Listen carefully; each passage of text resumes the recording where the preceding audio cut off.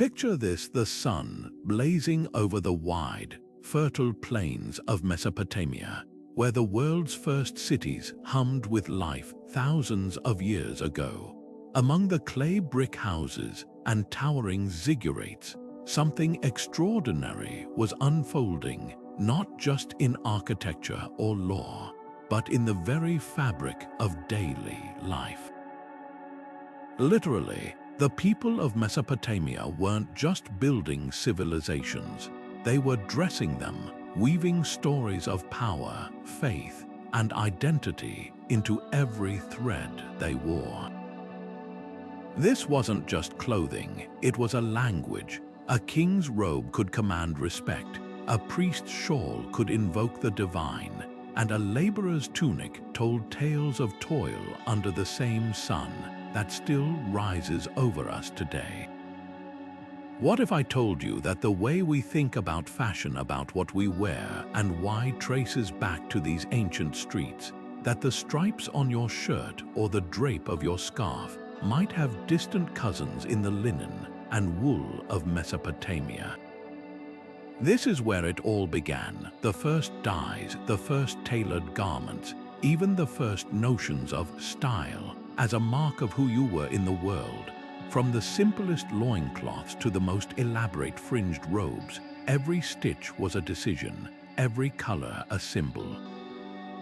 And here's the thing: we're still unraveling their secrets. Archaeologists have found traces of fabrics so delicate, so skillfully made, they challenge our assumptions about what ancient people could achieve. So let's take a journey, not just into wardrobes, but into minds. How did Mesopotamians stay cool under that relentless sun? Why did they value certain colors over others? What did their jewelry say about their gods or their trade networks? We'll explore how they spun flax into linen lighter than air, how they turned shells from distant shores into dazzling adornments, and how even the humblest shepherd's cloak was part of a revolution in human expression. This isn't just history, it's a mirror, because when you look closely at their clothing, you're seeing the beginnings of our own obsession with identity, status, and artistry. Ready to step into their world, let's begin where civilization itself did thread by thread. The scorching Mesopotamian sun didn't just shape empires, it dictated wardrobes. Imagine standing in the middle of summer, where temperatures could soar past 100 degrees, and the only relief came from the occasional breeze off the Tigris or Euphrates. In that furnace-like heat, every thread mattered. Linen, woven from flax grown along the riverbanks, became a lifesaver, light, airy, and almost translucent in its finest forms. It wasn't just about comfort, it was survival. Workers in the fields wore simple knee-length kilts, while wealthier citizens draped themselves in layered robes that billowed like sails, creating pockets of moving air against their skin. Even the choice of wool, often from sheep grazing in the cooler northern highlands, was strategic. Thicker for winter, finely spun for summer, always adapting to the rhythm of the seasons. But the rivers gave more than just relief from the heat. They were liquid treasure chests for color. The fertile mud banks yielded minerals and plants that could be transformed into dazzling dyes. A wealthy merchant's robe might shimmer with the deep purples of murex shells, traded from distant Phoenicia, or the fiery reds of madder root harvested along the river's edge. These weren't just decorations, they were walking billboards of status. The brighter the hue, the more it whispered of connections, to faraway lands, to skilled dyers, to a pantry stocked with exotic ingredients. Even the humble onion skin found its purpose, boiling down into golden yellows for the tunics of everyday farmers. And then there was the sun, not just an enemy to flee, but a force to outsmart. Mesopotamians were early masters of sun protection, crafting wide-brimmed hats from woven reeds and fringed shawls that could be pulled over the head like makeshift canopies. Archaeologists have found evidence of cloth treated with natural oils, possibly an early attempt at water resistance during sudden floods or to shield against dust storms. Every fold, every stitch was a dialogue with the environment. When a scribe etched inventory lists onto clay tablets, he might note bolts of fabric stored in the coolest rooms of the palace, proof that even storage was part of this delicate dance with climate. What's striking is how these solutions echo across millennia. The same principles that guided a Mesopotamian weaver, breathability, adaptability, symbolism, still govern how we dress today. Whether it's a modern linen suit or UV protective athletic wear, we're still having that ancient conversation between body and environment. Only now we call it performance fabric instead of gifts from the river gods. Wool wasn't just a fabric in Mesopotamia, it was a cultural cornerstone. Picture flocks of sheep grazing along the Tigris, their fleece shorn and transformed into threads that clothed everyone from shepherds to kings. The process began with simple tools, spindle whorls made of clay or stone, twisting raw wool into yarn with rhythmic precision. Goat hair, coarser but incredibly tough, often reinforced sandals or outer cloaks for laborers braving rocky terrain. What's fascinating is how these choices weren't arbitrary. In winter, when desert nights turned bitingly cold, layered woolen mantles became portable insulation, often fastened with carved bone pins or leather cords. But summer demanded reinvention. That's where flax stepped in, its slender stalks soaked in the river until the fibers could be separated and spun into linen so fine it was nearly translucent. The real social divide wasn't just between wool and linen, it was in the weave. A farmer's tunic might use thick, uneven threads knotted for durability, while a temple priest's robe could boast threads so tightly spun that the fabric draped like liquid. Workshops in cities like employed specialist weavers who perfected techniques still recognizable today. Twill patterns for reinforcement, fringed edges as decorative status symbols. Dyes transformed these textiles into wearable hierarchies. While most commoners wore undyed wool the color of sand, elites flaunted garments dipped in precious pigments, lapis lazuli blue from Afghanistan, crimson from crushed insects, colors that announced wealth as clearly as a cuneiform tablet. Even laundry held meaning. Tablets from Mari describe fullers using river clay to brighten whites and alkaline salts to lift stains, a glimpse into the world's first dry cleaners. But perhaps the most telling detail, the cuneiform symbol for woman evolved from the shape of a loom, weaving identity literally into the script of civilization. Every thread spun, every knot tied was a silent negotiation between human ingenuity and the relentless Mesopotamian sun.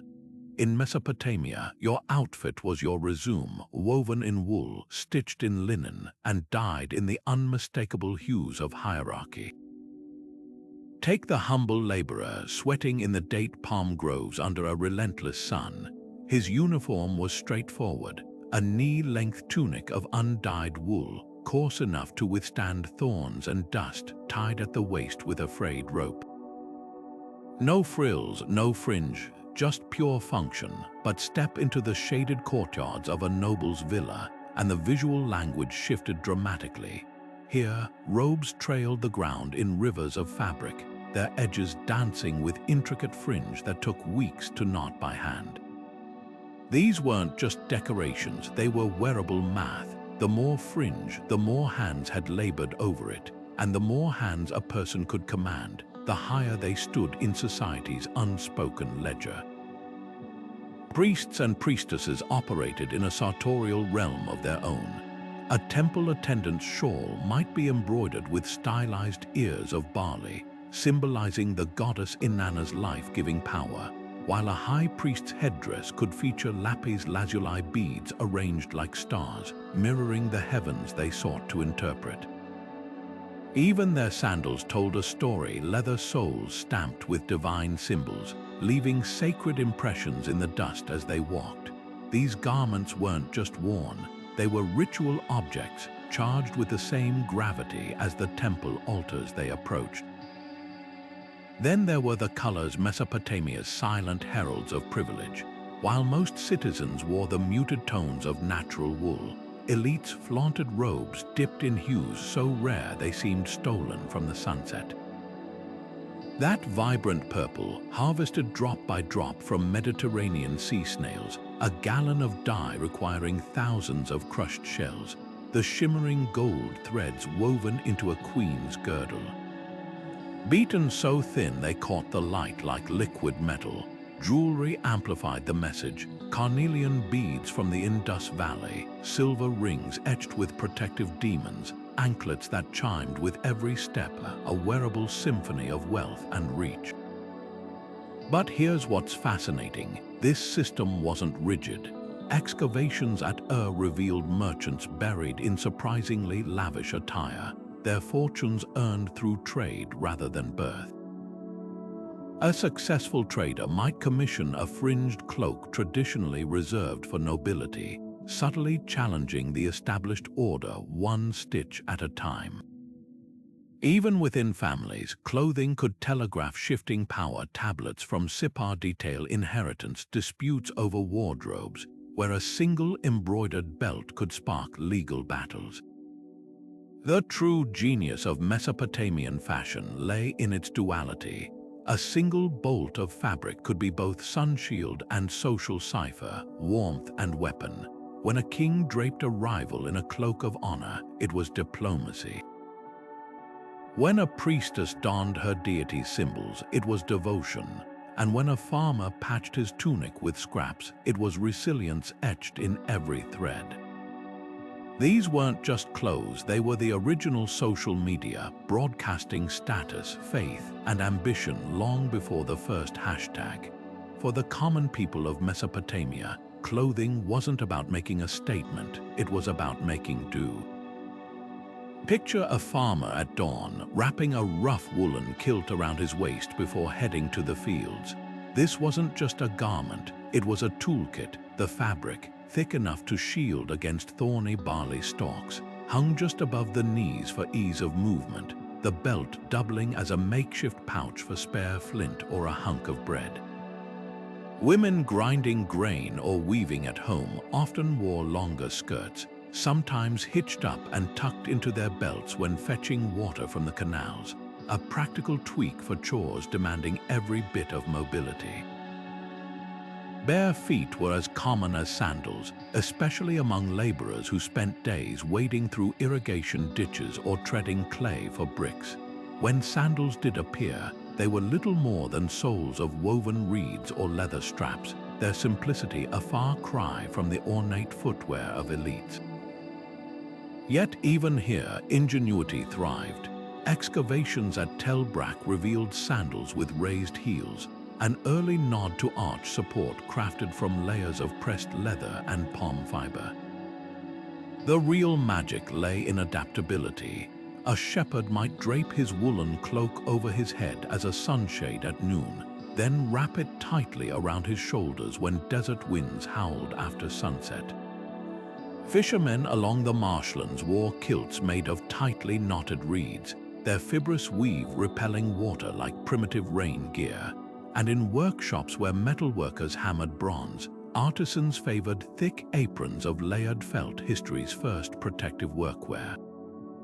What's striking is how these choices echoed beyond utility. The way a potter's kirtle collected streaks of clay became a badge of profession, just as the fishy scent clinging to a boatman's tunic announced his trade before he spoke a word. Even in simplicity, identity seeped through. A tablet from Nippur mentions a weaver's daughter bartering extra thread to brighten her skirt's hem with dyed wool, proof that self-expression flickered even in the humblest threads. Archaeologists often find these garments not in grand tombs, but in the quiet corners of abandoned homes. A child's tiny sandal buried in doorway mud, a worn belt still knotted where its owner last tied it. These weren't just clothes, they were silent witnesses to lives spent under the same sun that baked their bricks, dried their laundry, and taught them the art of turning fiber into armor against the world. Royalty in Mesopotamia didn't just wear clothes, they wore power. Imagine a king striding through the gates of Ur, his robe cascading in heavy folds of wool, so finely woven it shimmered like liquid bronze. This was the cornix, a garment so iconic it became synonymous with Mesopotamian elite fashion. Far from ordinary, its tufted texture mimicked the fleece of prized sheep, a deliberate nod to the pastoral wealth that underpinned their kingdoms. But here's the twist, those tufts weren't just decorative. They were layered in precise, overlapping rows, a technique so labor-intensive that each robe demanded months of work from teams of skilled weavers. The message was unmistakable. Only someone who commanded vast resources could afford to wear time itself. Jewelry took this language of luxury even further. Queens like Puobi, whose tomb at Ur astounded archaeologists, were buried with headdresses of gold leaves, lapis lazuli beads, and carnelian so vibrant it seemed to pulse against the dark earth.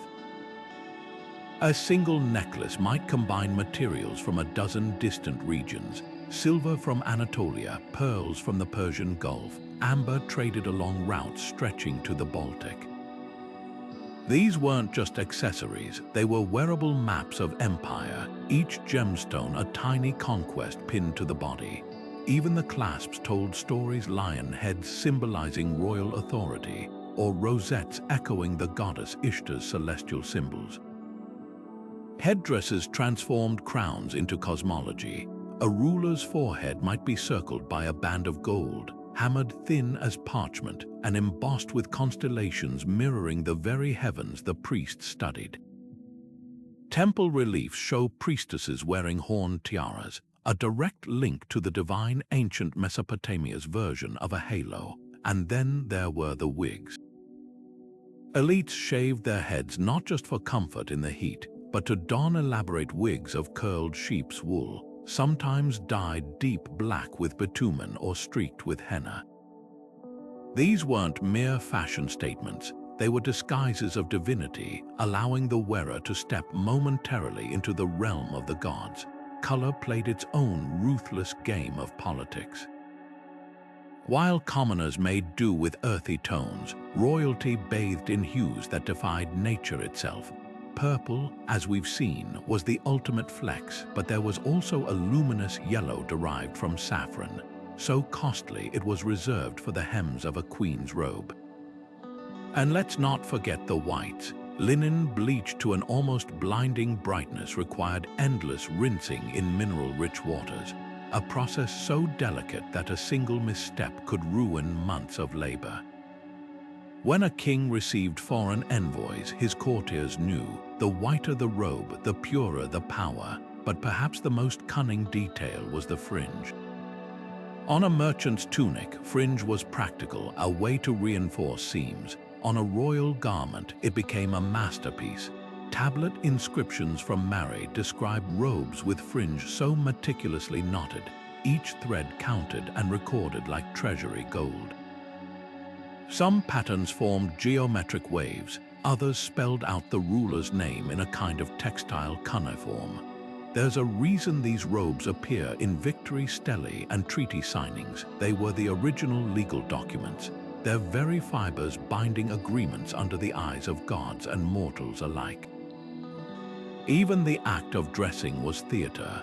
Assistants would layer robes with ceremonial slowness, each fold calibrated to accentuate the wearer's height and bearing. A king might enter a room swathed in plain wool, only to have attendants unveil an inner lining of embroidered lions at the perfect dramatic moment. And when royalty moved, their clothes moved with purpose bells sewn into hems to announce their presence, scented oils rubbed into fabrics to perfume the air before they spoke. Every rustle was a reminder, this body was not just human, but a living monument. What's fascinating is how these tactics still echo today. modern leaders still understand the weight of a well-cut suit or the calculated symbolism of a lapel pin. But Mesopotamia did it first, turning thread into authority, cloth into conquest. Their robes weren't just worn, they performed, persuading subjects and rivals alike that the person beneath the fabric was something more than mortal. And in that alchemy of wool and gold, they laid the foundation for every power dresser who ever stepped onto history's stage. In the sacred precincts of Mesopotamian temples, clothing transformed into something far beyond fabric. It became a vessel for the divine. Picture a high priest preparing for the New Year's festival, his body swathed in linen so pure it mirrored the snowy peaks of the distant Zagros Mountains. This blinding whiteness wasn't just about cleanliness, it was a visual incantation, a way to scrub away the mortal world before stepping into the presence of gods. Every stitch carried intention. The fringes dangling from his hem weren't mere decoration, each knot was a prayer, a physical echo of cuneiform signs pressed into clay. And when he fastened his robe with a carved lapis lazuli clasp, the stone's celestial blue whispered of the heavens he sought to commune with. But the real magic happened during rituals, when garments blurred the line between human and deity. A priest channeling the storm god Enlil might drape himself in the pelt of a lion, its golden fur bristling with raw power. Temple inventories from Nippur detail leopard skins reserved for high ceremonies, their spotted patterns mimicking the dappled shadows of sacred groves. Even headdresses became metaphysical tools. Conical caps adorned with tiered horns mirrored the divine hierarchy, while circlets of gold leaves trembled like sunlight on water, a shimmering reminder of the god's luminous presence. The most profound transformations occurred during the Akitu festival, when priests reenacted cosmic battles. Robes became costumes, then identities. A tablet from Babylon describes a priestess donning Ishtar's regalia, 7-layered veils representing the planets, a girdle strung with miniature weapons symbolizing her warrior aspect. As she moved through the ritual, her garments grew heavier with meaning, each added piece drawing her deeper into the goddess's essence until the human beneath seemed to vanish. Archaeologists have found pits near temples filled with ritually buried clothing, suggesting these sacred garments were considered too potent to reuse, their spiritual charge too volatile for everyday wear. Color here wasn't just aesthetic, it was alchemy. While white dominated for purification rites, specific ceremonies demanded exact hues. A prayer to the healing goddess Gula might require yellow robes the shade of medicinal herbs, while petitions to underworld deities called for garments dipped in the reddish-brown of dried blood.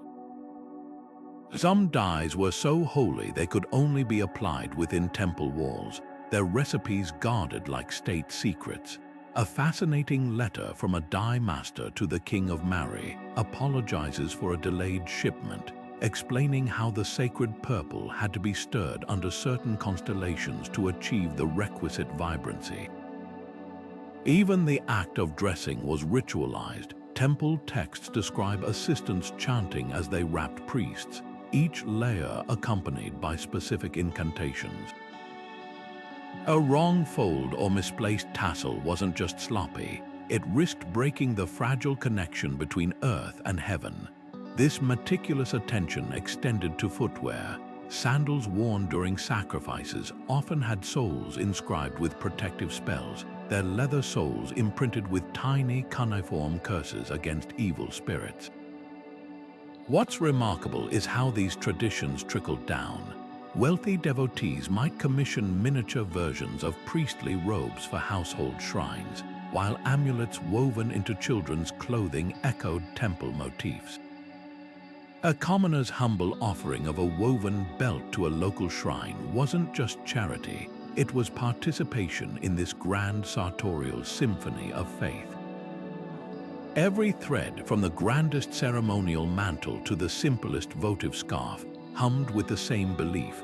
That cloth could be a ladder between worlds, and that gods might descend along its fibers if woven with just the right combination of skill and devotion. For Mesopotamian women, clothing was a canvas where practicality and personal expression wove together into something extraordinary. Imagine a merchant's wife in Ur, adjusting the pleats of her draped dress as she moved through the bustling marketplace. The garment, ankle-length and often sleeveless, was designed for both comfort and grace, loose enough to allow movement in the heat, yet fitted at the shoulders with intricate pins that doubled as jewelry. Shawls weren't just accessories, they were multi-purpose shields against sun, dust and prying eyes, their fringed edges whispering of the wearer's status with every step.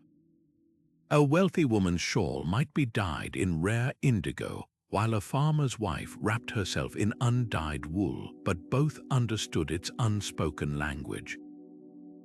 Hair coverings told their own stories. Married women often concealed their hair beneath delicate netting or veils, a custom etched into law by Hammurabi's code, which fined those who dared to veil without the right. Unmarried girls, by contrast, let their braids swing freely, a visible marker of youth and availability. But even here, individuality flickered. Excavations at Lagash revealed combs and hairpins tucked into graves, some plain, others inlaid with mother-of-pearl, proving that even within tradition, there was room for flair. Jewelry was where personality truly shimmered. A priestess might layer necklaces of carnelian and lapis, each bead chosen for its sacred resonance, while a baker's daughter saved for months to buy a single copper bracelet etched with protective signs. Earrings weren't just adornments, they were amulets, tiny gold crescents to honor the moon god Sin, or fish-shaped pendants begging the water deity Enki for fertility. Even the humblest homes yielded surprises, a servant buried with a single shell pendant, or a child's grave holding a clay bead strung on flax, proof that self-expression wasn't a privilege but a human instinct. Yet beneath the beauty lay ingenuity, those flowing dresses, often sewn with hidden pockets for carrying everything from spindle whorls to dried figs. Veils doubled as makeshift baskets when knotted at the corners, and sturdy belts held not just skirts in place, but also small knives for cutting wool or trimming wicks. At the loom, women pushed boundaries, experimenting with weaved densities to create fabrics that breathed in summer yet trapped heat in winter. A tablet from Sippar boasts of a weaver named Beltoni, who devised a method to interlace linen and wool so finely that her cloaks were sought after by merchants from Dilmun. What's striking is how these choices reflected deeper tensions. When a noblewoman chose a dress embroidered with foreign motifs, she might be signaling her family's trade connections. When a priestess donned a scarlet hem during rituals, she wasn't just following tradition, she was embodying the goddess Ishtar's fierce vitality. Even the act of spinning thread held layers of meaning. Cylinder seals show women at their spindles, transforming raw fleece into order just as they were expected to weave stability into their households. Archaeology offers glimpses of rebellion too. A grave in Kish held a woman buried in a man's military-style kilt, her arms stacked with bracelets typically worn by temple dancers. Was she a warrior, a performer, or simply someone who refused to be defined? Another tomb revealed a teenager buried with her hair uncovered despite the marriage ring on her finger, a silent protest etched in eternity. These exceptions remind us that while cloth could bind, it could also liberate, giving women a rare medium to whisper their truths in a world that often demanded their silence. A Mesopotamian laborer's tunic was a masterpiece of practicality, short enough to keep cool while hauling bricks under the midday sun, yet woven thickly to resist tearing against rough reed baskets. These knee-length wraps, often belted with twisted rope, allowed full range of motion for farmers bending to harvest barley or potters crouching at their wheels. But climb the social ladder and the silhouette changed dramatically. Officials and scribes draped themselves in ankle-length woolen robes, their hems weighted with tiny beads to ensure a dignified sway with every step.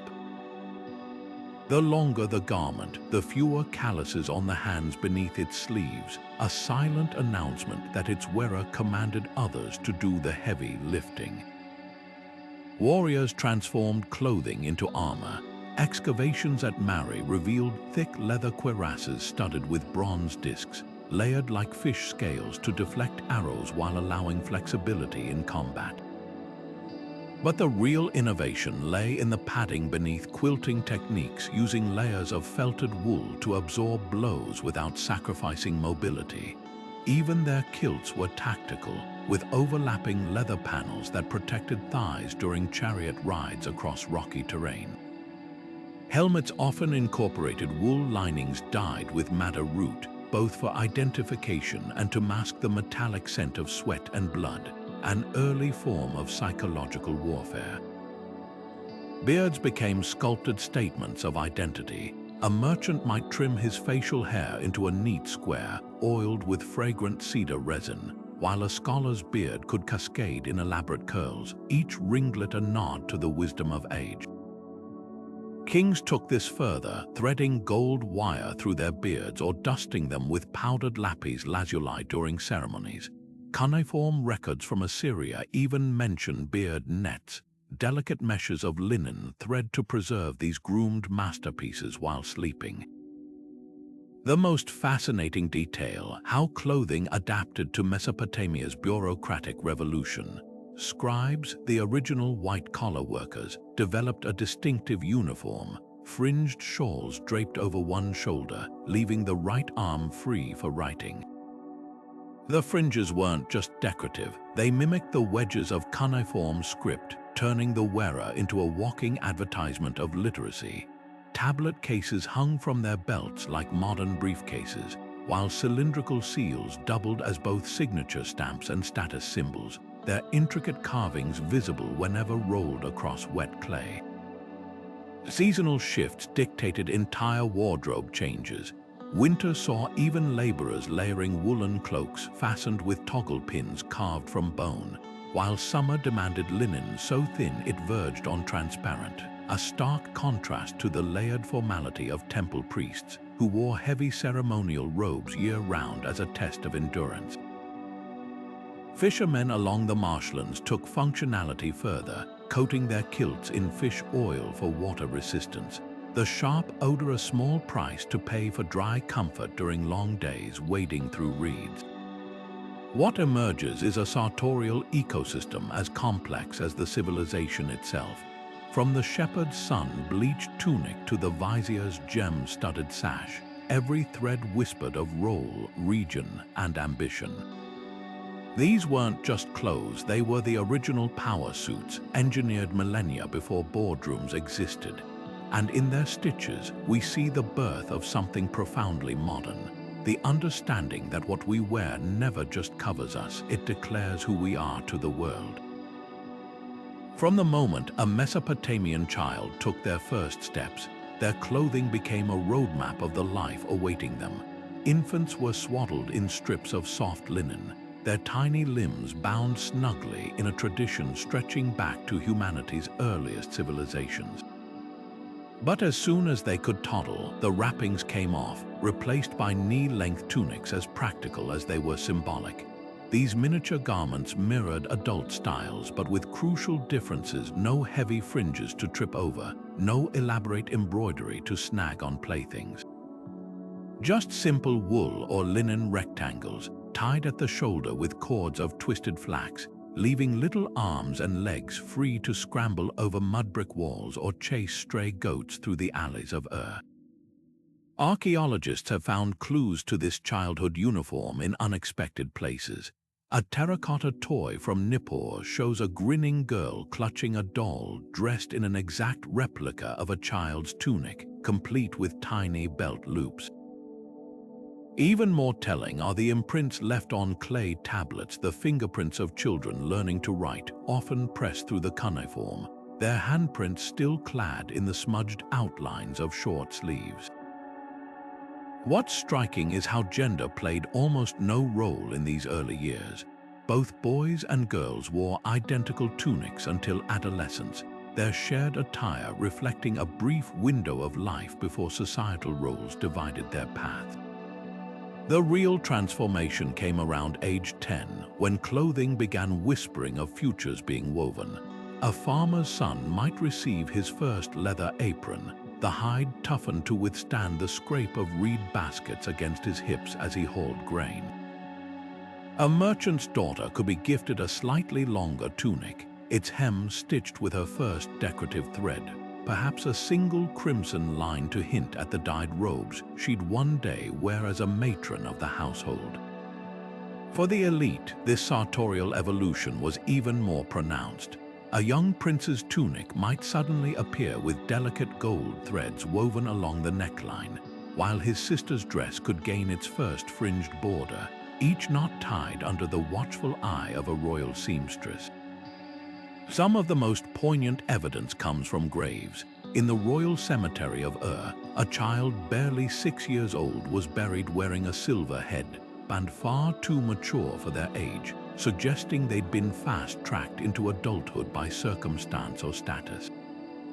Nearby, another grave held a teenager's skeleton clad in a hybrid outfit, the short tunic of youth paired with an adult's ornate belt, as if caught mid-transition between worlds. These finds reveal how clothing could compress or stretch childhood itself, adapting to a society where life expectancies were short and responsibilities came early. Playtime still left its mark. Excavated spinning walls sized for small hands proved children learned textile work early, likely fashioning clothes for their own clay figurines. A charming tablet from Sippar records a father's complaint about his son ruining a new tunic by climbing date palms, an ancient echo of modern parents despairing over grass stains. Even protective amulets took child-friendly forms, fish-shaped beads to guard against drowning in the canals, or miniature axes woven into belts to symbolically shield little ones from harm. What's remarkable is how these traditions resonate today. That Mesopotamian mother tying her child's first proper belt wasn't just securing fabric. She was fastening the first visible link in a chain of identity that still binds us. Whether it's a toddler's onesie or a teenager's first suit, clothing remains our earliest language of belonging, a silent dialogue between generations that began 6,000 years ago on the sun-baked plains between two rivers. The rhythmic clack of wooden looms echoed through Mesopotamian homes like a heartbeat, a sound as vital to daily life as the grinding of grain or the murmuring of prayers.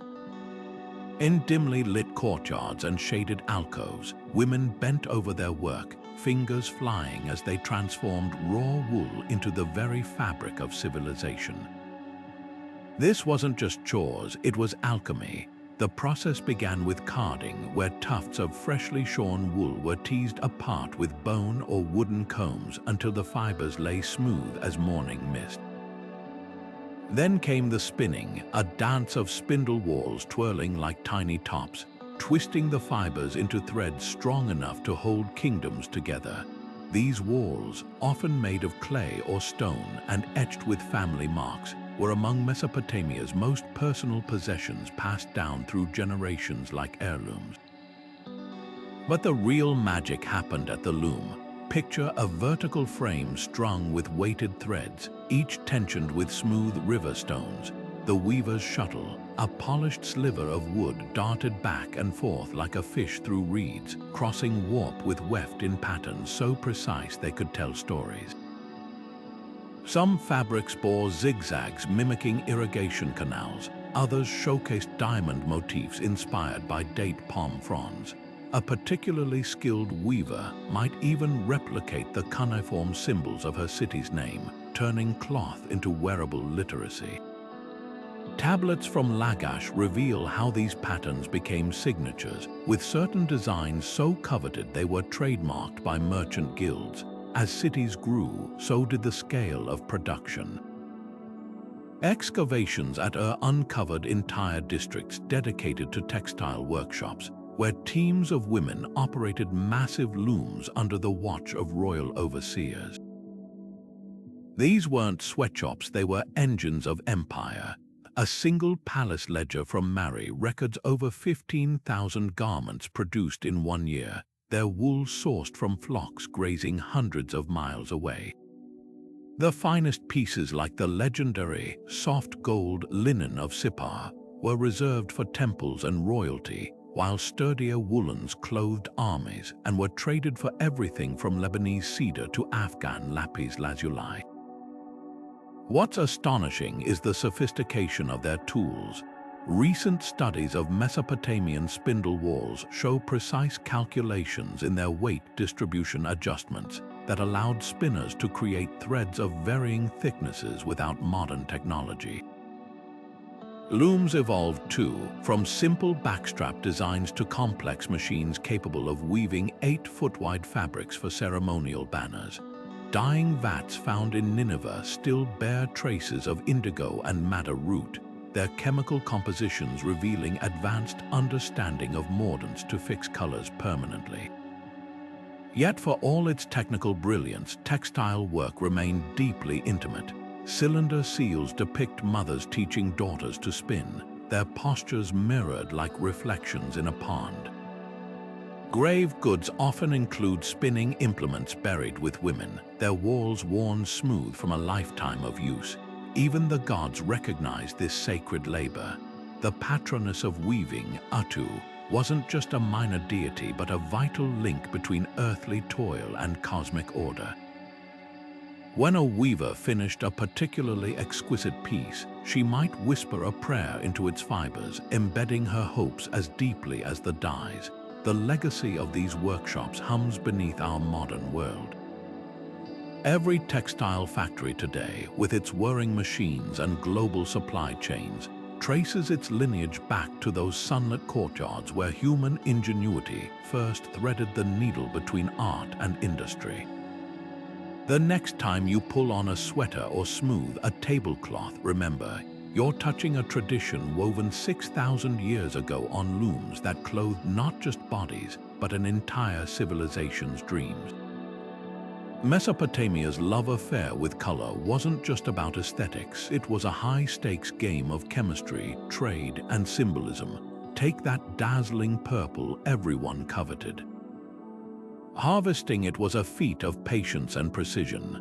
Thousands of murex sea snails had to be gathered from distant Phoenician shores, their tiny glands cracked open to release droplets of liquid that oxidized into a rich, royal hue. The process was so labor-intensive that a single gram of dye required crushing nearly 10,000 shells, making purple cloth worth more than its weight in silver. No wonder kings like Sargon of Akkad draped themselves in it during victory processions. It wasn't just a color, it was wearable proof of their reach across land and sea. But purple wasn't the only treasure in their palette. Madder root, boiled in copper pots, transformed wool into fiery reds that mimicked the desert sunset. Indigo, imported from the Indus Valley, lent its deep blues to priestly robes, symbolizing the vault of heaven. Even humble onion skins found purpose, simmered into golden yellows for the tunics of farmers and shepherds. The real ingenuity lay in their mordant substances like alum and iron salts that locked dyes into fibers. A tablet from Nineveh details a dyer's recipe using fermented urine to brighten reds, proving Mesopotamian colorists were part artist, part alchemist. Patterns told their own stories. A merchant's tunic might feature alternating stripes of indigo and madder, not just for beauty, but as a walking advertisement of his access to rare dyes. Temple weavers created intricate geometric borders inspired by cuneiform signs, turning garments into sacred texts. And then there were the surprises. Recent spectral imaging on a fragment from Nimrud revealed a lost green hue, likely made by overdying yellow and blue, a shade so unstable it faded centuries ago, leaving only chemical ghosts behind. What's fascinating is how color became a social equalizer in unexpected ways. While elites flaunted solid blocks of costly hues, clever dyers developed techniques to stretch precious pigments. By knotting fabric before dyeing, they created resist patterns resembling modern tie-dye, a way for commoners to mimic luxury on a budget. Even more ingenious were false purples, blending cheaper reds and blues to approximate the real thing from a distance. Fashion fraud, it turns out, is as old as fashion itself. The true mastery lay in their understanding of color's emotional power. A bride's veil might be dipped in saffron yellow to evoke joy and fertility, while mourners wore ashy grays made from burnt tamarisk bark. Warriors daubed their cloaks with iron-rich ochres that darkened to the color of dried blood, a psychological weapon before battle. And in the ziggurate's shadow, priests donned lapis blue shawls to mirror the night sky during divination rites, their garments becoming portals between Earth and cosmos. This vibrant legacy still tinges our world today. That indigo in your genes, its ancestors dyed the robes of Babylonian scribes, the cochineal red in lipstick. A direct descendant of Mesopotamian insect dyes. Every time we choose a color, we're speaking a language they invented, one where hue never just decorates, but declares, deceives, and sometimes even conjures the divine. Bare feet were as common as the dust swirling through Mesopotamian streets, especially among laborers who spent days knee-deep in irrigation canals or treading mud for bricks. But when footwear did appear, it spoke volumes. A farmer's sandal might be nothing more than a slab of dried oxhide, pierced with holes and lashed to the foot with palm fiber cords. These weren't shoes so much as callus extenders, offering just enough protection to navigate rocky fields without sacrificing the tactile grip needed to feel the earth beneath.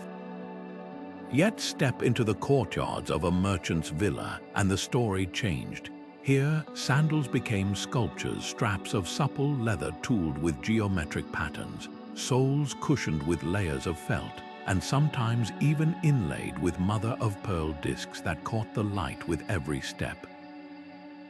Soldiers took footwear into the realm of engineering. Excavations at Assyrian forts have revealed ankle-high boots reinforced with bronze studs, their thick soles layered like the pages of a cuneiform tablet for shock absorption.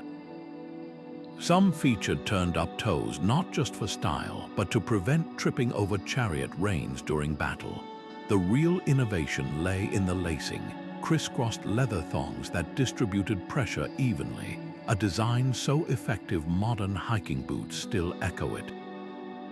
A tablet from Nimrod boasts of a garrison commander issuing boots with sheepskin liners for winter patrols, proving even ancient armies understood the link between foot comfort and combat readiness. Then there were the ceremonial extremes. Kings and high priests occasionally wore sandals with soles so thick they elevated the wearer literally and symbolically above the crowd. A relief from Nineveh shows a ruler processing on platform like footwear, his height exaggerated to match the statues of gods flanking him. Some elite styles incorporated metals, thin sheets of copper woven into the straps to shimmer with each movement, or tiny silver bells that chimed softly, announcing the wearer's approach like living doorbells. But perhaps the most poignant finds come from the marshes of southern Mesopotamia, where fishermen crafted wading shoes from entire inflated goatskins, early waders that allowed them to stalk fish silently through reeds.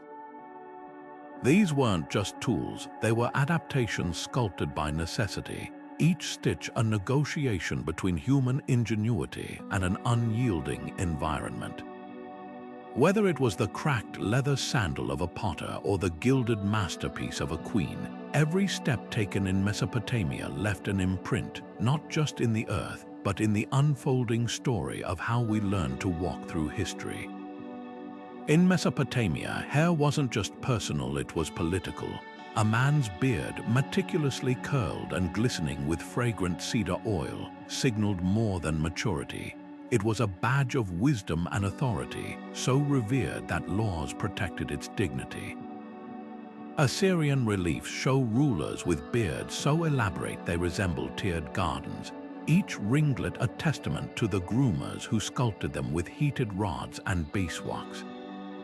Soldiers, by contrast, often bound their beards into tight braids, practical for battle yet still defiantly masculine. Even the gods were depicted with lapis lazuli streaked beards, their divine coils echoing the serpentine rivers that nourished the land. Women's hair, though often hidden from public view, held its own silent power. Married ladies coiled their tresses beneath veils of finely woven linen, a custom enforced by Hammurabi's code, which fined those who dared appear bareheaded without status. But beneath those coverings, artistry thrived. Excavated hairpins of silver and electrum hint at intricate updos secured with spiral clasps, while traces of henna discovered near suggest fiery streaks brightening dark braids. Young girls, exempt from veiling, wore their hair loose or in side plaits threaded with tiny clay beads, a fleeting freedom before adulthood's constraints. Royalty turned headgear into theater. Queen Puobi's burial revealed a headdress of gold leaves and lapis lazuli ribbons, its weight so precisely balanced it would have shimmered with every turn of her head. Kings favored conical caps of felted wool, their peaks echoing the sacred ziggurats, while priestesses donned horned crowns symbolizing their connection to the goddess Inanna. Even practical items carried meaning. Shepherds wound turbans from striped cloth to shield against dust storms, their patterns mirroring the stripes of temple awnings. The most intriguing finds, though, are the hair contracts etched on cuneiform tablets. One from Sippar details a vow by a widow to never remarry if her braids were cut, a stark reminder that locks could be collateral in life's negotiations. Another lists the ingredients for a hair growth potion involving crushed tortoise shell and palm oil, proving ancient insecurities weren't so different from our own. From the oiled ringlets of scribes to the veils fluttering over merchants' daughters, Mesopotamians understood what we often forget, that hair is never just hair. It's a canvas for identity, a map of social borders, and sometimes a whisper of rebellion coiled beneath a seemingly obedient style. A Mesopotamian noblewoman's first touch of dawn light wasn't on her skin, it danced across the gold bands encircling her wrists, each one etched with constellations mirroring the very stars fading from the morning sky. Jewelry in this ancient world did far more than adorn. It transformed the human body into a living canvas of faith, fortune, and identity. Take the simplest materials, river, smoothed carnelian beads or pearlescent shells from the distant Gulf. Strung on flax threads, these became the everyday jewelry of farmers and potters, their earthy tones blending with sun-baked skin.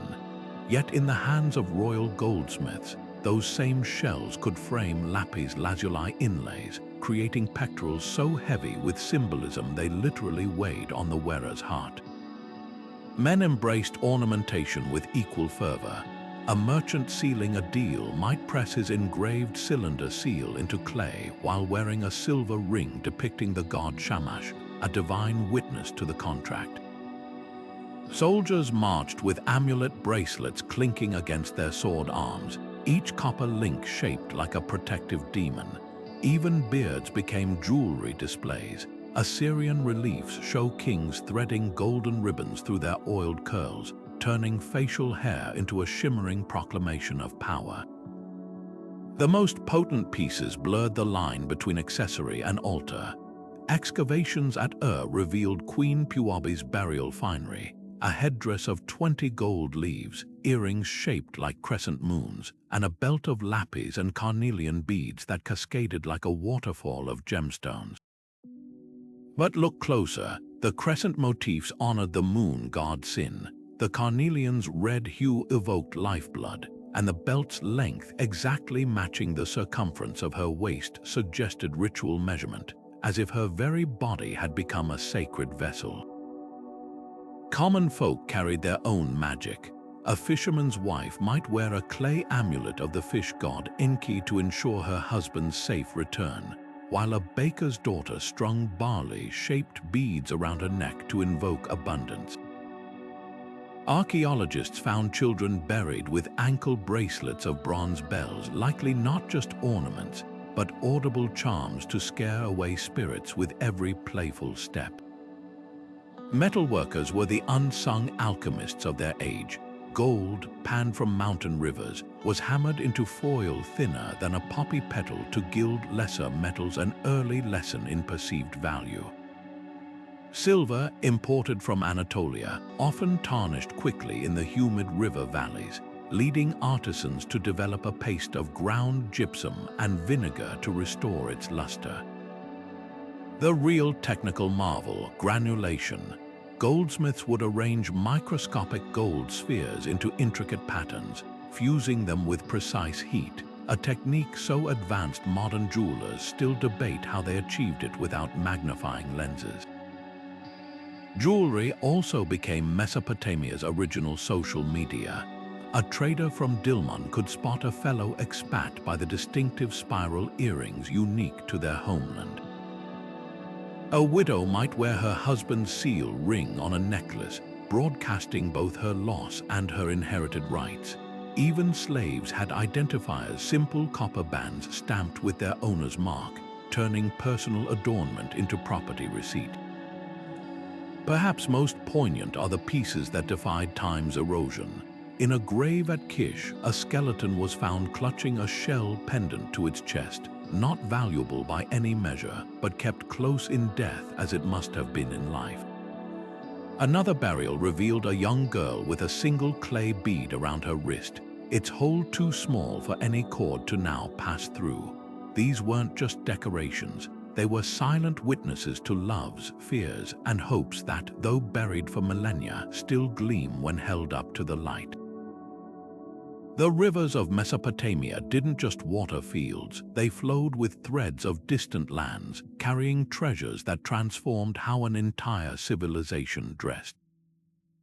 Picture a merchant caravan lumbering into Ur, its donkeys swaying under bundles of indigo-dyed cloth from the Indus Valley and sacks of fragrant cedar resin from Lebanon's misty slopes. These weren't just goods, they were revolutions waiting to unfold in the hands of Mesopotamian weavers and dyers. Lapis lazuli, hauled over mountain passes from Afghanistan's mines, didn't just become jewelry, it was ground into a pigment so celestial, priests claimed it captured the essence of the night sky in their temple robes. But the real magic happened in the workshops where foreign inspiration collided with local genius. Artisans unraveled Phoenician purple-dyed yarns to reverse engineer their secrets, blending them with local madder root to create sunset hues never before seen on the Tigris banks. Cedar oil, prized for preserving leather, gave sandals a golden sheen and a scent that announced their wearer's wealth long before they entered a room.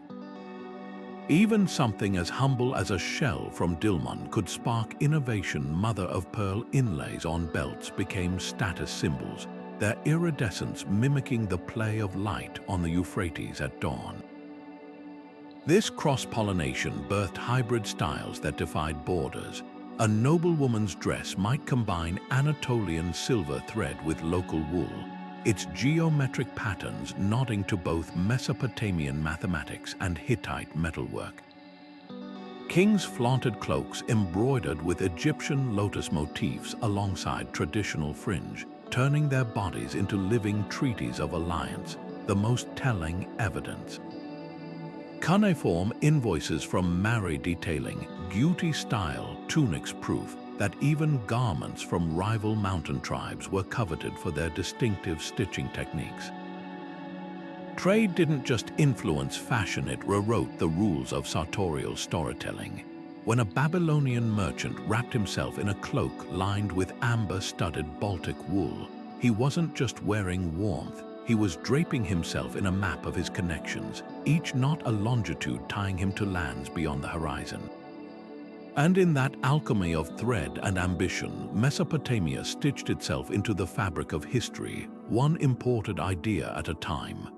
Mesopotamian warriors didn't just wear armor, they strapped on entire ecosystems of innovation.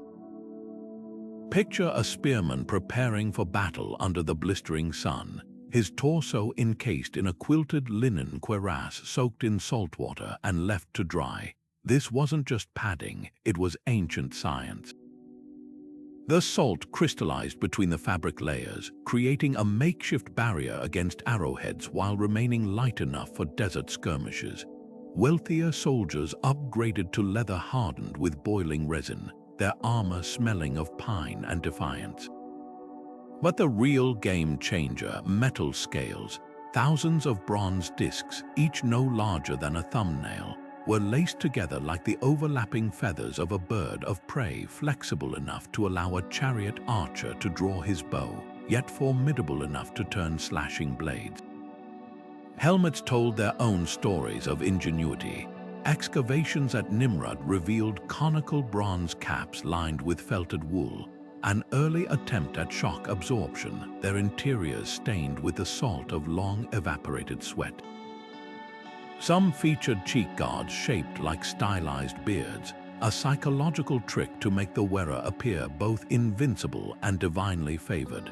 Shields, often overlooked, were masterclasses in material fusion. Reed cores bound with rawhide created surfaces tough enough to deflect blows yet light enough to wield single-handedly. A surviving example from still bears the marks of experimental coatings, layers of bitumen mixed with sand, possibly an early form of abrasion-resistant armor. What's fascinating is how these choices reflected battlefield realities. Assyrian reliefs show infantrymen wearing knee-length tunics under their armor, not just for modesty, but to prevent chafing during long marches. Their sandals, often studded with copper hobnails, gripped muddy riverbanks during amphibious assaults. Even the colors held tactical purpose. A tablet from Sippar mentions dyeing cloaks the ochre of desert rocks for camouflage, while royal bodyguards wore cobalt blue to mimic the terrifying hue of storm clouds, a celestial intimidation tactic. Symbolism marched alongside practicality. A general-scale armor might be gilded at the edges, the sun flashing off its surface to dazzle enemies and inspire allies. Captured weapons were sometimes melted down and reforged into decorative pectorals, turning a rival's sword into a triumphant breastplate, the most poignant detail. Veterans often buried their battle-worn gear rather than passing it on, not because it was worthless, but because the scars and dents were considered sacred witnesses to their survival. This wasn't just military gear, it was the birth of combat ergonomics. Every stitched seam, every scaled layer, whispered of a civilization that understood protection wasn't just about stopping blades, it was about empowering the body beneath to endure, pivot, and prevail. From the sweat-stained linens of foot soldiers to the jeweled greaves of chariot commanders, Mesopotamian warriors dressed not for the parade ground, but for the razor's edge between life and legend. Mesopotamians didn't just endure their climate, they mastered it through textiles that breathed with the seasons. Summer's scorching heat demanded solutions beyond simple shade. Enter the weaver's secret weapon. Flax spun into linen so thin it became nearly transparent when held to the sun. These gossamer fabrics allowed desert breezes to pass directly through, while loose draping created air pockets that wickered sweat from the skin. Farmers working under the relentless sun often soaked their linen kilts in canal water before dawn, the evaporating moisture providing hours of natural air conditioning as they toiled in date palm groves. Even the wealthiest elites embraced these cooling tactics. Tablets from Mari describe royal storerooms keeping spare linen robes in shaded underground chambers, where the Earth's natural chill would preserve their refreshing qualities until needed. Winter transformed Mesopotamian fashion into a study in thermodynamics. When icy winds howled down from the Zagros Mountains, layered wool became the armor against the cold. But this wasn't just piling on fabric. Each layer served a calculated purpose. A laborer might wear a short-sleeved tunic closest to the skin, its tight weave trapping body heat, covered by a looser outer garment that created insulating airspace. Shepherds perfected the art of the woolen mantle, its thick nap facing outward to shed rain, while the smoother inner surface prevented irritating friction during long treks with flocks. Excavations at a shore revealed an ingenious winter accessory, mittens woven with a special thumb slit that allowed herders to handle tools without exposing their entire hand to the elements. The real seasonal alchemy happened in transitional months when temperatures swung wildly between dawn and midday. A fisherman on the Euphrates might start his day wrapped in a goat hair cloak, its natural oils repelling morning mist, then stripped down to a belted tunic by noon. Wealthy Babylonians developed convertible garments, robes with detachable sleeves secured by decorative pins, or shawls that could transform from head coverings to waist wraps as the sun climbed higher. Some of the most fascinating adaptations came from marsh dwellers who stitched together composite garments, reed-woven outer layers for water resistance during chilly mornings, lined with lightweight linen for afternoon comfort. Color palettes shifted with the calendar too. Summer wardrobes favored bleached whites and pale yellows to reflect sunlight, while winter brought out deep indigos and rich browns better suited to absorbing scarce warmth. Dyers adjusted their recipes seasonally. Madder roots harvested in autumn produced more vibrant reds perfect for winter festival, while spring-dyed greens mirrored the fleeting flush of vegetation along riverbanks. Even laundry routines adapted. Winter washing utilized wood ash for its grease-cutting properties against wool's natural lanolin, while summer linens were rinsed with citrus-infused water to enhance their cooling effect. This wasn't just practical dressing, it was climate science encoded in thread. When modern outdoor brands boast about temperature-regulating fabrics, they're walking a path first woven 6,000 years ago on Mesopotamian looms. The true brilliance lay in how seamlessly these adaptations blended with cultural expression. A winter cloak's geometric embroidery might mimic ice crystals, while a summer tunic's fringe recalled rippling water.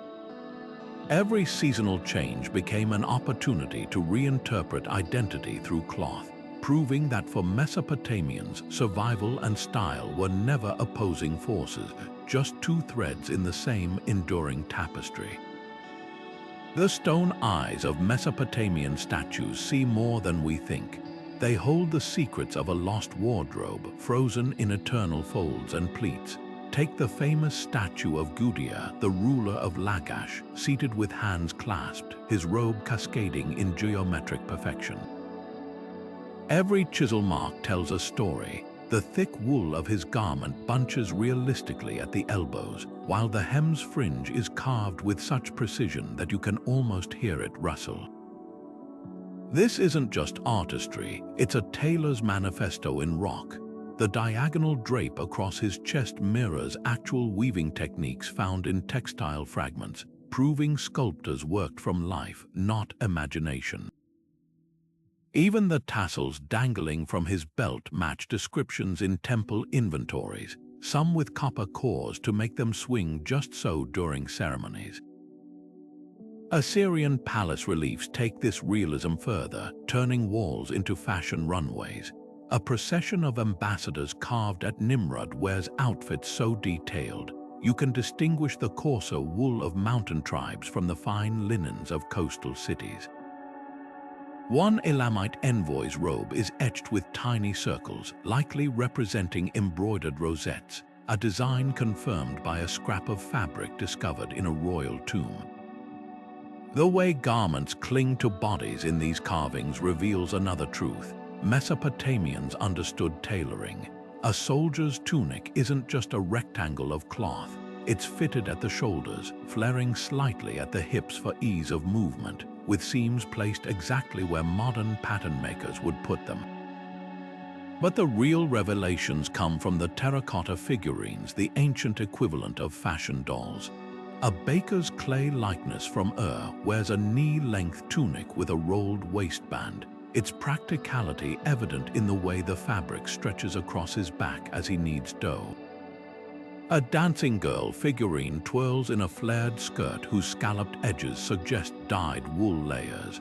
Most telling are the missing details, paint flecks still clinging to some statues hint that what we see as monochrome stone was once a riot of color. A goddess figurine from Mari retains traces of red pigment on her lips and cheeks, her robe likely once blazing with the same ochres and lapis blues found in textile dye vats. These artworks do more than document styles, they capture fashion in motion. A relief from Nineveh shows Queen Nakia's robes billowing as she lifts a bowl, the sculptor carving the fabrics ripple as if caught mid-breeze. Even armor gets this dynamic treatment. A dying lion's claws snag on a hunter's quilted skirt, the distorted folds revealing the garment's layered construction. Such details confirm what cuneiform tablets only hint at, that Mesopotamians didn't just wear clothes, they performed in them, using drape and flow to amplify every gesture from the throne room to the temple altar. Perhaps the most poignant testimony comes from the broken pieces. A shattered statue's torso reveals the backside of a belt buckle never meant to be seen, proof that artisans included hidden details for their own satisfaction. A scribe's unfinished limestone figure has guidelines still visible where the sculptor planned to carve the fringe of his shawl. These mistakes are gifts, showing us the humanity behind the artistry. When we study these works today, we're not just analyzing history, we're glimpsing the moment when a sculptor stepped back, squinted at wet clay, and thought, yes, that's exactly how the wool hangs when he raises his arm to pray. The bustling docks of Mesopotamian cities weren't just loading food and pottery, they were shipping entire economies woven into fabric. A single trading vessel might carry bales of wool so finely spun they felt like silk, bound for Egyptian temples where priests valued their purity for sacred vestments. Another could be packed with linen tunics destined for Anatolian miners, their light weave perfect for working underground in sweltering conditions. This wasn't mere barter. It was a sophisticated global exchange where textiles became currency more reliable than silver ingots. Cuneiform tablets from Kanesh reveal Assyrian merchants trading 20 bolts of woolen cloth for enough tin to produce 200 bronze tools, the ancient equivalent of turning thread into industrial capital. What made Mesopotamian fabrics so coveted? Consistency and craftsmanship. Unlike the irregular hand-spun textiles of nomadic tribes, Mesopotamian workshops produced standardized widths and weights, allowing traders to calculate values as precisely as grain measures. A royal warehouse in Ur might grade textiles into 14 quality tiers, from coarse sackcloth for slaves to gossamer thin linens worthy of adorning statues of gods. The famous soft gold linen from Sippar became legendary, its threads so evenly spun that a single tunic could pass through a signet ring, a party trick that dazzled foreign dignitaries and justified astronomical prices. Trade routes transformed textiles into cultural ambassadors. When Mesopotamian wool reached the Indus Valley, local dyers overdyed it with their famed indigo, creating hybrid hues that eventually made their way back to Babylon as exotic imports. Phoenician middlemen paid premium prices for plain Mesopotamian linens just to re-dye them with their precious purple and resell them to Greek elites at 1,000% markup. Even the designs traveled. Fragments found in Crete bear unmistakable Mesopotamian fringe patterns, while Hittite reliefs show nobles wearing tunics with the distinctive diagonal pleats of Sumerian fashion. The economic ripple effects were staggering. Temple records show textile workshops employing up to a third of some cities' population, not just weavers but dyers, fullers, spinners, and even accountants tracking every shekel of wool from flock to foreign port. A single failed dye batch could spark trade disputes. A letter from Mary complains about a shipment of red robes that faded after one washing, nearly causing a diplomatic incident with a mountain king who took it as a personal insult. But perhaps the most revolutionary impact was on women's economic power. While men dominated most trades, textile production remained largely female territory. Tablets from Lhasa detail businesswomen like Beltoni, who ran weaving collectives so profitable they loaned silver to male merchants at interest. Some widows built fortunes by specializing in luxury items. One enterprising weaver in Nippur became renowned for belts woven with gold threads, her signature spiral clasps found as far away as Cyprus. This textile network did more than clothe the ancient world, it connected it. The same wool that kept a shepherd warm in Zagros snows might end up as padding beneath a Cretan dancer's gilded sandals or lining the helmet of a Hittite charioteer. When we trace these fabric routes today, we're not just following trade goods, we're unraveling the very threads that bound together history's first global economy, one brilliant bolt of cloth at a time. The rigid lines we often draw between male and female clothing in ancient history start to blur when we examine Mesopotamia's sacred spaces. Take the high priestess in Hedwana, daughter of Sargon of Akkad. Her statues show her wearing the flounced robes typical of elite women, but cylinder seals depict her in a ritual context draped in a fringed shawl identical to those worn by male priests. This wasn't a fashion faux pas, it was a deliberate sartorial code switching. During certain ceremonies, priestesses channeled both masculine and divine energies, their garments acting as metaphysical conduits. A temple inventory from lists garments of inversion, reserved for festivals where roles temporarily flipped women donning the tufted cornice skirts usually associated with kingship, men wearing the draped veils of fertility goddesses. Archaeology reveals even more intriguing disruptions. The grave of a high-ranking official in Kish contained both weaponry and a cosmetics kit, their body wrapped in a hybrid garment, one side embroidered with warrior motifs, the other with delicate lunar crescents. Tablets from Sippar mention a class of temple functionaries called the Pilapili, who wore robes of mixed threads as they mediated between genders in sacred dramas. Even hairstyles played along. Reliefs show some priestesses with shaved heads like their male counterparts, while certain priests grew long, carefully curled locks traditionally feminine. The marketplace tells its own story of fluidity. A merchant's letter from ashore complains about a trading partner who dresses as a woman to sell linens better, suggesting some exploited gendered expectations for profit.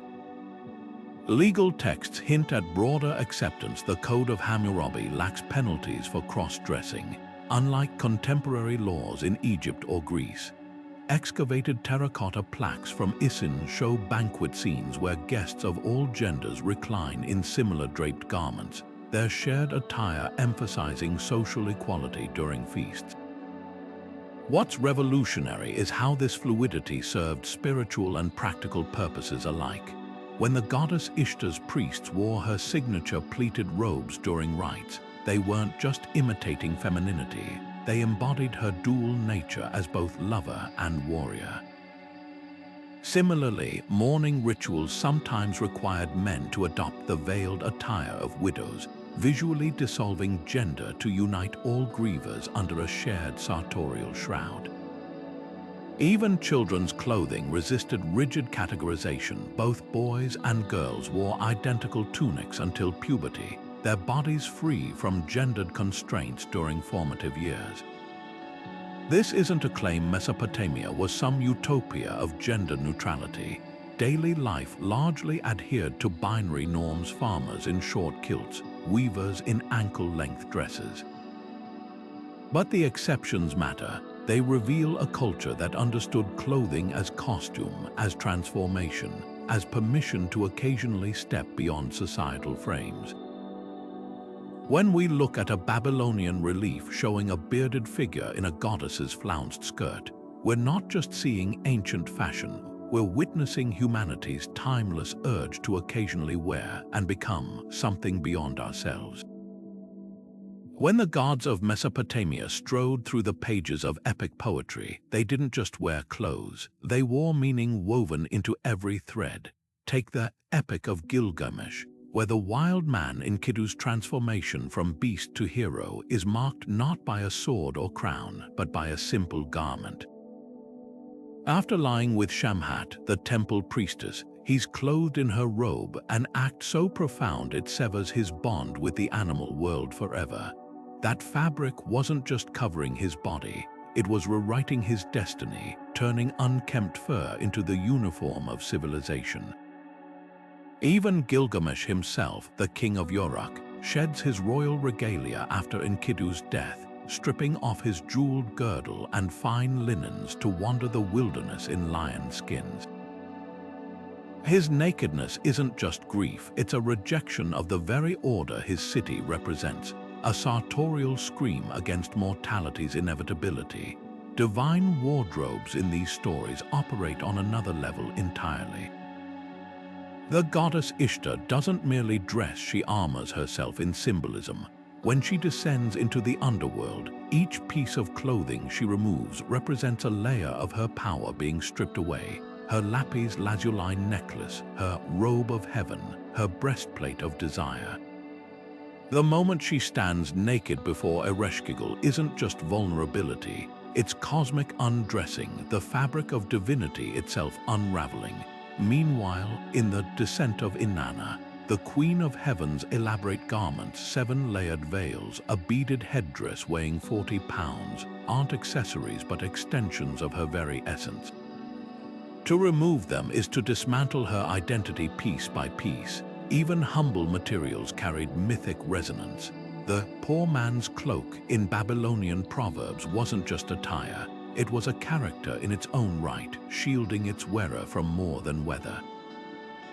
One tablet tells of a beggar whose tunic, patched with scraps from temple offerings, becomes imbued with protective magic against demons. Another describes a fisherman's reed kilt, saving him from drowning when the water god Enki recognizes its sacred knot pattern, a design originally taught to humans by the gods themselves.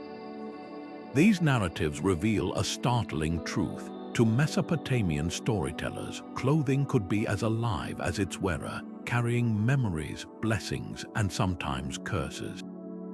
The most fascinating tales blur the line between costume and skin.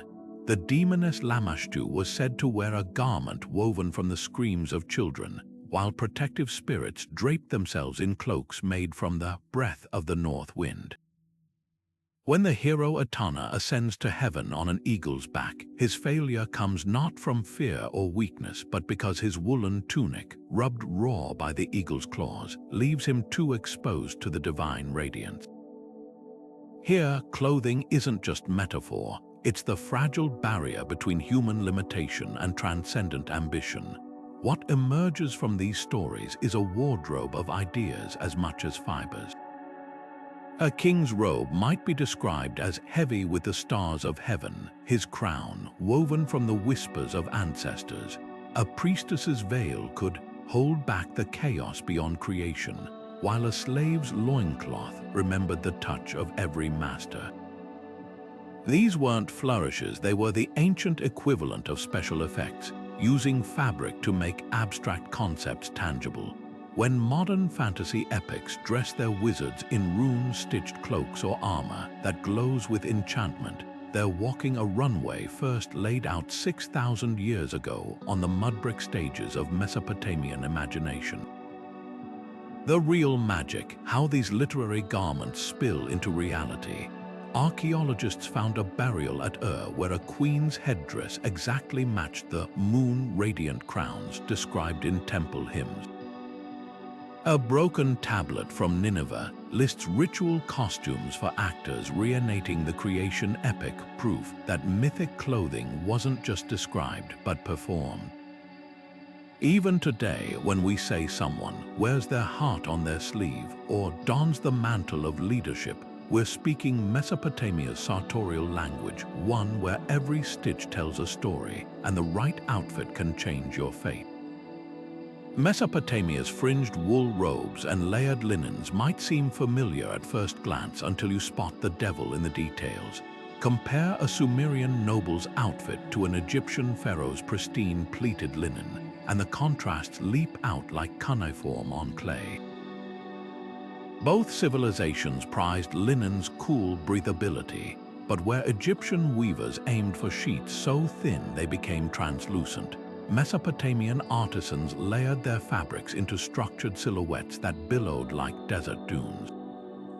That iconic Egyptian look, the tight-fitting Calasiris dress, clung to the body like a second skin, while Mesopotamian elites swathed themselves in voluminous shawls that transformed every gesture into a performance. Even their shared love of jewelry diverged in execution. Egyptian goldsmiths chased perfection with smooth, geometric collars, while Mesopotamian adornments celebrated texture, piling granulated beads and twisted wires into pieces that caught the light from every angle. Venture east to the Indus Valley, and the differences grow starker. While Mesopotamians measured status by how much wool one could bear in the heat, Indus elites draped themselves in cotton so finely woven it baffled archaeologists. Fragments from Mohenjo-Daro reveal spun threads thinner than modern machine, made varieties a technological marvel that allowed draping techniques Mesopotamian weavers could only dream of. Yet for all their cotton's luxury, Indus clothing lacked Mesopotamia's obsession with fringe and geometric patterns, favoring simpler wraps that emphasized the body's natural lines. Even their dyes followed different rules. Where Mesopotamians layered colors like temple frescoes, Indus artisans mastered single-hue brilliance, achieving reds so vivid they still stain excavation brushes 3 millennia later. The real surprise, how these differences reflected each civilization's relationship with their gods. Egyptian linen's purity mirrored their cosmic order, matte balance made visible in unbroken pleats. But Mesopotamians dressed for drama, their tufted cornice skirts mimicking the wild fleece of sacred rams, their shawls rippling fringes evoking the chaotic Euphrates currents. Indus Valley simplicity might seem austere until you realize their unadorned cotton tunics were likely reserved for living elites, while the dead wore elaborate beadwork into the afterlife, a reversal of Mesopotamia's practice of burying kings in their most opulent regalia. Climate carved these distinctions as deeply as culture. Egypt's predictable Nile floods bred confidence in lightweight, uncomplicated linens, while Mesopotamia's volatile twin rivers demanded wool's versatility, layers for chilly nights, breathable weaves for scorching days. The Indus Valley's monsoon rhythms birthed cotton's quick-drying practicality, its fibers swelling with humidity to cool the skin. Even accessories adapted. Egyptian sandals curved upward to deflect desert heat radiating from the sand, while Mesopotamians favored flat soles for gripping mud-brick streets slick with irrigation runoff. Trade threads these styles together in unexpected ways. A single shipwreck off Oman contained cargo that rewrote fashion history. Mesopotamian wool dyed with Indus Valley madder, stitched with Egyptian-style seams, and bound for a port where no civilization supposedly traded. Another revelation, that iconic Mesopotamian fringe appears suddenly in Egyptian art around the time of Queen Puobi's reign, suggesting royal gifts sparked brief cross-cultural frenzies. Even children's clothes carried these connections. A Babylonian terracotta shows a toddler in what's unmistakably an Indus-style wrap, yet pinned with a distinctly Sumerian lapis amulet. What emerges isn't a hierarchy of sophistication, but a tapestry of solutions to the same human needs. The Egyptian approach, streamlined, ritualized, reflected their faith in cosmic constancy. Mesopotamia's layered complexity mirrored their worldview, adaptable, theatrical, always prepared for sudden floods or invading armies. The Indus Valley's cotton whisper speaks of a culture that prized subtlety, their mastery hidden in threads too fine for rivals to replicate. When we compare them, we're not judging who dressed better. We're witnessing humanity's first experiments in turning climate, belief, and ambition into something as intimate as the cloth against our skin. The ripples of Mesopotamian fashion didn't stop at the banks of the Tigris. They flowed outward, shaping the wardrobes of empires yet to rise. Take those iconic fringed robes worn by Babylonian kings. Centuries later, Greek diplomats visiting the East would marvel at their intricate borders, adapting the style into their own ceremonial himmations. But here's what's fascinating: the Greeks didn't just copy the fringe, they transformed it. Where Mesopotamian weavers used thick wool tufts to denote status, Hellenic artisans reinterpreted them as delicate woven patterns, turning a symbol of power into one of aesthetic harmony. Even the drape of a Greek chiton owes a debt to Mesopotamian linen techniques, those flowing folds immortalized in classical statues. They're descendants of the weighted hems perfected in Ur's workshops to make fabric move like liquid. The Persian Empire became a living archive of these sartorial innovations. When Cyrus the Great conquered Babylon, his courtiers didn't discard the local fashions, they elevated them.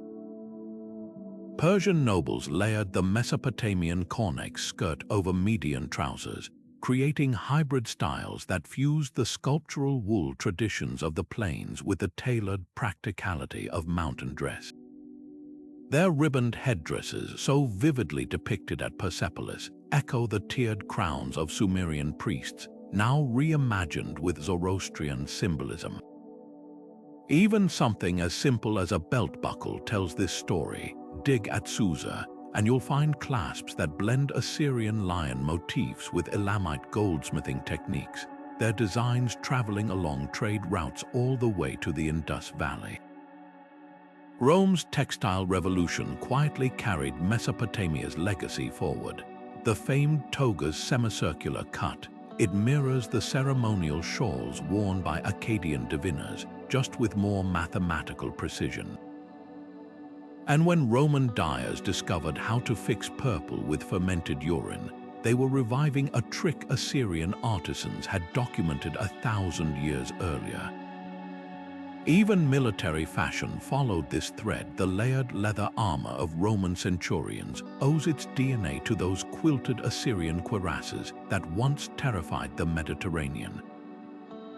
But the real surprise lies in the East. Follow the Silk Road to Han Dynasty China, and you'll uncover silk fragments embroidered with motifs startlingly similar to Mesopotamian pommet designs, proof that ideas traveled even when words couldn't.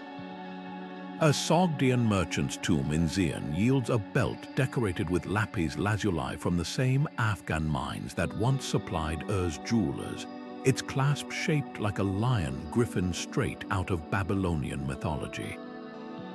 The threads connecting these worlds weren't metaphorical, they were literal, woven into the very fabrics that draped emperors and philosophers across continents. What makes this legacy endure isn't just the physical techniques, it's the mindset. Mesopotamia taught the world that clothing could be more than protection. It could be propaganda, poetry, even a passport between cultures. When a Byzantine empress wore Tyrian purple, she was channeling the same symbolic language as Sargon's court. When a medieval alchemist sought the perfect scarlet dye, he was retracing recipes first scratched onto cuneiform tablets. And when modern designers experiment with fringe or pleating, they're playing with elements a Sumerian weaver might recognize, their innovations stretching back further than the oldest surviving garment. The true measure of this influence, how seamlessly it's been absorbed.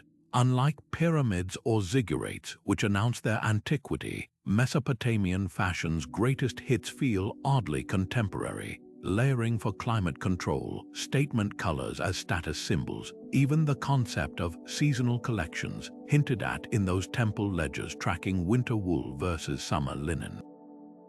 Their genius was creating a vocabulary of cloth so universal, we've forgotten we're still speaking it.